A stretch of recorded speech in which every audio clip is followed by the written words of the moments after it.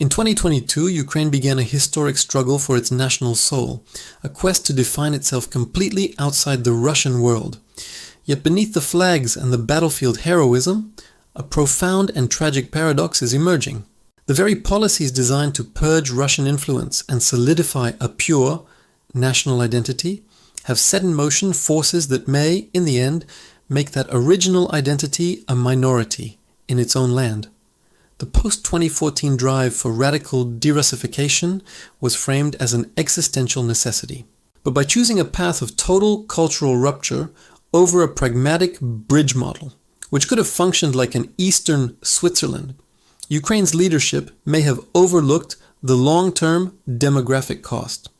Instead of building an inclusive, functional state that could attract disillusioned people from both Russia and Europe, the state pursued exclusionary identity politics. Faced with total war, this approach contributed to a massive, permanent exodus. As the state cleanses its cultural sphere of the Russian element, it is simultaneously hemorrhaging its Ukrainian element to the front lines and to permanent resettlement in Western Europe. The conduct of the war has often prioritized political optics over the preservation of the nation's human capital.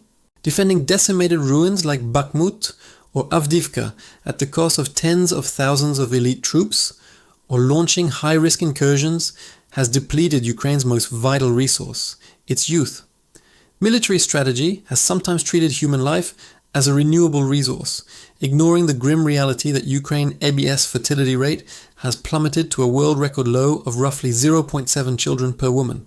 You cannot rebuild a nation with slogans if there is no generation left to inhabit it.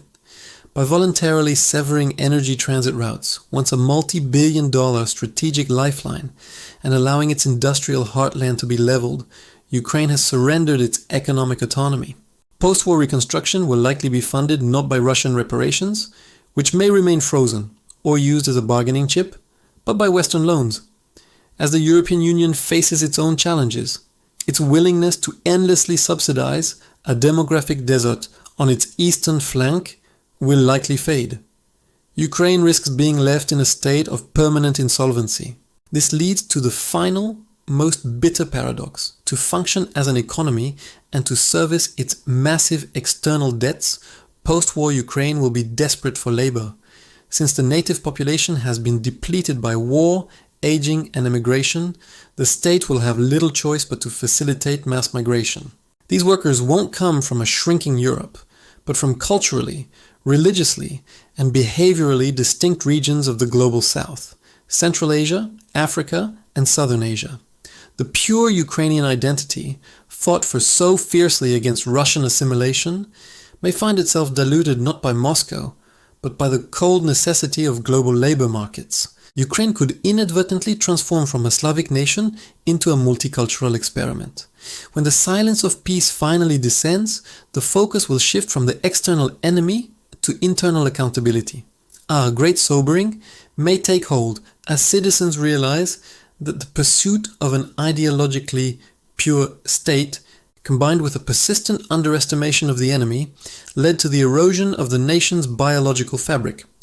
Those who rejected the pragmatic bridge model in favor of total confrontation may find themselves seeking refuge far from the demographic and cultural landscape they helped create. Thanks for watching.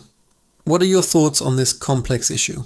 Let us know in the comments, and don't forget to subscribe for more deep dives into global affairs.